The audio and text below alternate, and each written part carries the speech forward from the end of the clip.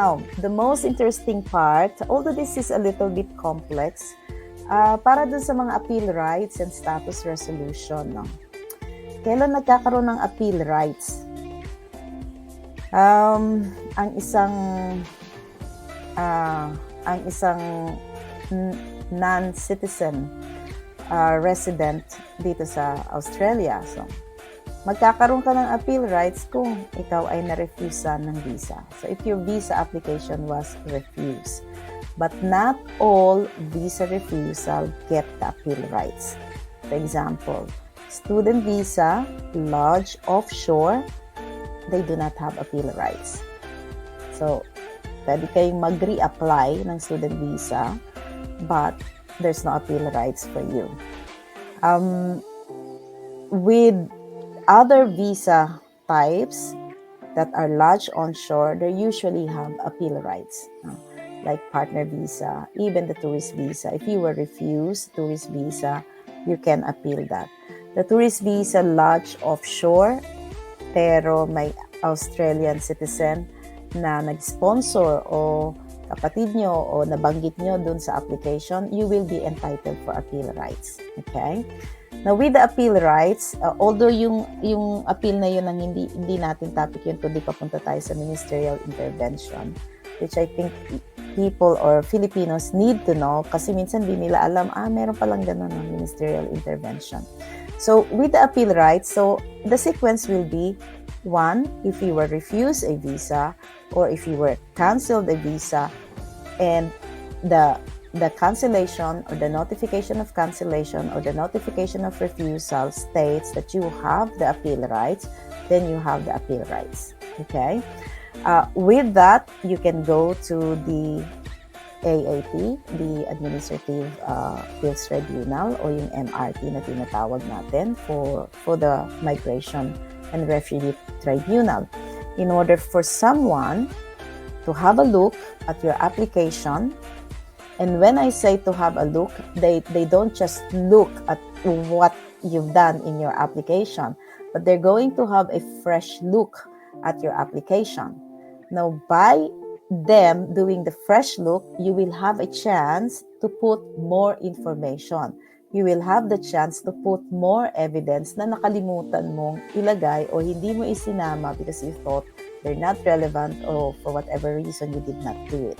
So you can do that. And then the member of the tribunal will have to see kung anong merit ng iyong application.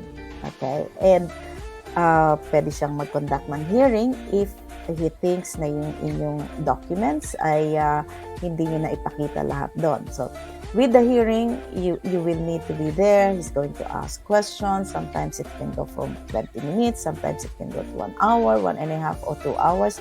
Depende doon sa magiging turnout ng hearing. Okay? Now, the member of the tribunal cannot make a decision. Okay? So, don't expect, tapos na yung hearing ko, sabi ng member, magkakaroon ako ng visa. No, they don't do that because they don't have the power to grant the visa. It's only the delegate of the minister that can grant the visa. So, the member of the tribunal can only affirm kung okay siya doon sa nangyaring hearing at sa application mo for review. Pwede niyang, affirmation meaning pwede niyang i-affirm yung decision ng department. Kung ni-refuse ng department, so i-affirm niya yun kasi hindi maganda yung submission mo. Pero kung sakali man na nagandahan siya at satisfied naman siya na naipalabas mo lahat ng gusto mong sabihin doon sa review, then pwede niyang ibalik yung application mo sa department. So we call that remittal. So pwede niyang i-remit sa department and then tell the department, look, department, you made the mistake here. You did not see this. I'm satisfied with this. Can you please have a look again? Okay. Now the department will then have a look and then grant the visa kung totoo ngang nagkulang sila. So it is a department, the delegate of the minister that has the power to grant the visa, not the member of the tribunal. Okay. So hindi yun yung concern natin kasi approve yun, no? Pero pagka na-refuse din, in-affirm yung refusal ng member of the tribunal, then what will be your next course of action if you want to stay in Australia? So, kung halimbawa natalo ka sa tribunal, you always have 35 days to stay in Australia and then organize your departure. Pwede ka na umuwi. Or you don't need to wait for that period of time. You can go as quick as you can. So, no issue, tapos na yung issue. Or, you can fight for it and say talagang nagkamali. Meron akong right to stay and hindi dapat na-cancel o hindi dapat na-refuse. So, you can go to the federal court in order to file another claim. So, pag nasa federal court na yan, that could take maybe another 2 years. It will go on. It will ask for your paperwork and supporting documents and things like that.